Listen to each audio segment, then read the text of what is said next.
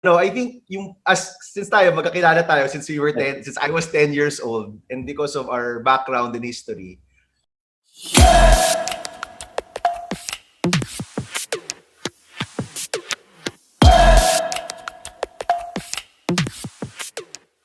Reveal ba natin na magka-co-host tayo 30 plus years ago? Yes, oo.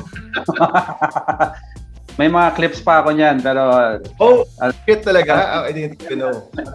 Children's Hour, children. Anyway, hello to all my viewers and welcome to another episode of Tito Talks, where we discuss issues from the 90s and of course to check out kung anong alam ng guest natin about the 90s. So we would like to welcome former Senator Bam Aquino, unknown to many.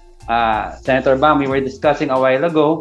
We were in a TV show back in the late 80s. You remember this one, Sen? Of course, that was my first time on TV, and I think I was 10 and you were 11 or 12 during that time. Yes, 12, siguro 12. No, kasi I'm older by a couple of years. And I remember, Sen, nag-guesting tayo. We were promoting the TV show. We went on the program, I think, of Edu Manzano. And yes, then, that's right. Yeah, that's right. And you gained popularity because he asked a question and you answered that the country is full of nepotism, and then nalaglagan pa nga ng mga tao. Parang, this guy, kung hindi to politiko, magiging artista ito. Sen, we all know you joined the Senate, but kung hindi ka naging senador, you think hindi ka naging showbiz host? Because you had a couple of TV shows back in 2003. Yes, actually, magandang simula yung Children's Hour, no? A lot of people don't know that that was right after the EDSA revolution. And a lot of the hosts na kinuha nila had some connection to people involved in the EDSA revolution, no? So that was a good training ground. And then later on, when I graduated from college, no, I was host of Breakfast, no, on Studio 23. That was for 5 years. So 5 years ako morning show host, no? So it was really good training. I don't think magtutuloy ako sa I mean, if I didn't go into politics, I don't think magtutuloy naman ako sa media. But it was always a good option because it's good training. You have to think, you have to be smart, you have to prepare, you have to practice.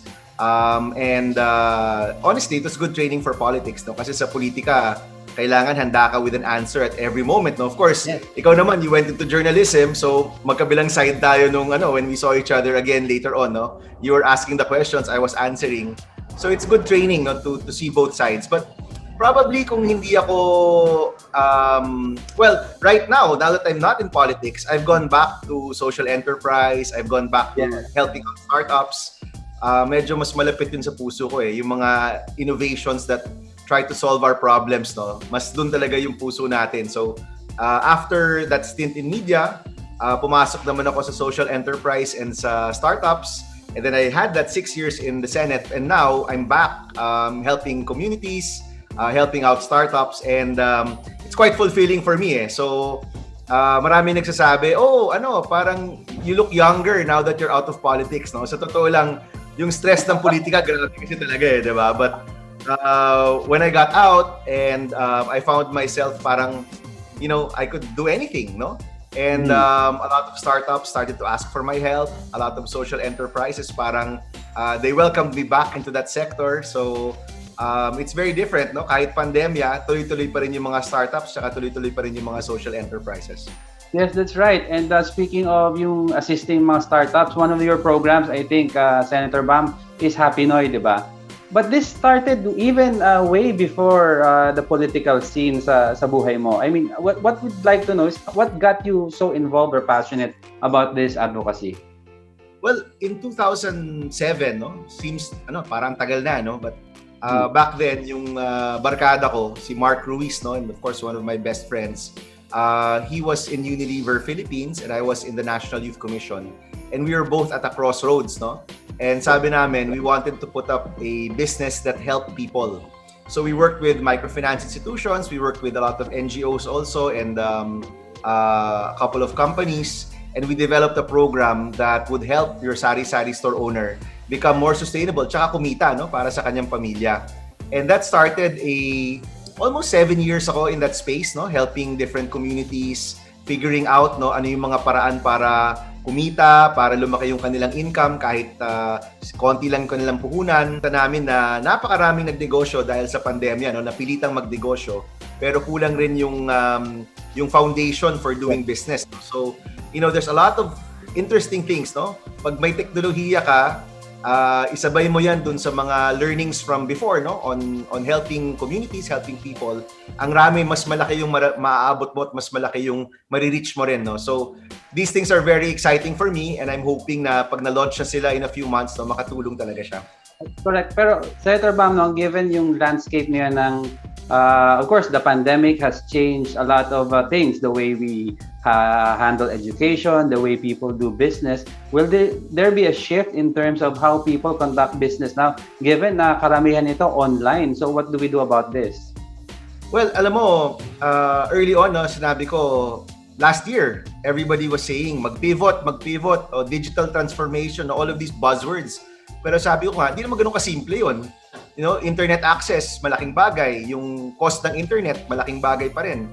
Every family had to have gadgets and internet because of online learning. No? Napakaraming challenges talaga na hindi naman sapat rin yung naging suporta, parang nabigla. No? But now that we're here for over a year, I think kailangan natin tingnan yun very objectively. No? Nandiyan na yan hindi na yan mawawala. Yung pag-shift ng mga negosyo towards the internet, sabihin na nating talagang napilitan tayo at the beginning of the pandemic, ngayon, nandito na yan. So there na have to be support programs for our businesses, especially yung mga mas traditional, na magkaroon ng suporta to get them online, to teach them how to utilize the tools na nandiyan naman, lower the cost of doing business. For the big companies, it's gonna change a lot, no?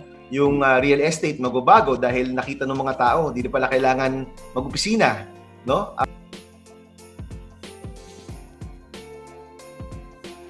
Ano naman, no? I'll always be pushing for good policies, no? But hindi ko lang alam kung whether as a private citizen or as a public servant, no? I think since magkakilala tayo since I was 10 years old, and because of our background and history, alam mo naman na kumbaga parang natanim na yun sa puso ko yung pagiging public servant. But it can be done whether you're in government or you're not in government, no? So we'll see. Tingnan natin kung anong mangyayari in a couple of months. But to be frank with you, itong space ko ngayon with the startups, with social enterprises, exciting siya kasi mas mabilis yung galaw. Sometimes government can take so long. Gagawa ka ng batas, it'll take 3 years bago ma-implement or 2 years bago ma-implement. But when you're in the startup scene or you're with social enterprises, kung may gusto kang gawin, maybe in a short span of time, na-implement mo na siya o nagawa mo na siya, testing mo na siya. So we'll see. Tignan natin. Pero hindi naman tayo mawawala sa public service. So in the meantime, you find yourself more productive where you are right now. Alam mo, you have to find ways to be productive in the pandemic. Right. Kasi kung hindi ka productive, medyo madidepress ka talaga Ako, I find the best way to fight the sadness or the anxiety or yung anxiousness mo dahil sa pandemya is really just to be more active, di ba? Even if it's on Zoom, to be more social. Meaning kumuusap ka ng tao. Otherwise kasi talagang mabigat no? There was a time last year, meron kaming isang member of our household nagka-COVID. And mabigat. Mabigat siya for everybody, no? And even after, you find yourself, parang apektado ka talaga. The way you move, the way you talk to people, the way you interact with people, apektado ka talaga Pero nakita ko the best way to fight any of these nega vibes is just to try to be more active and try to be more productive and help other people. And that's it for another episode of Tito Talks with Senator Bam Aquino. Thank you for joining us. Don't forget to like and share this video and subscribe to my channel. And please stay tuned for more videos to come.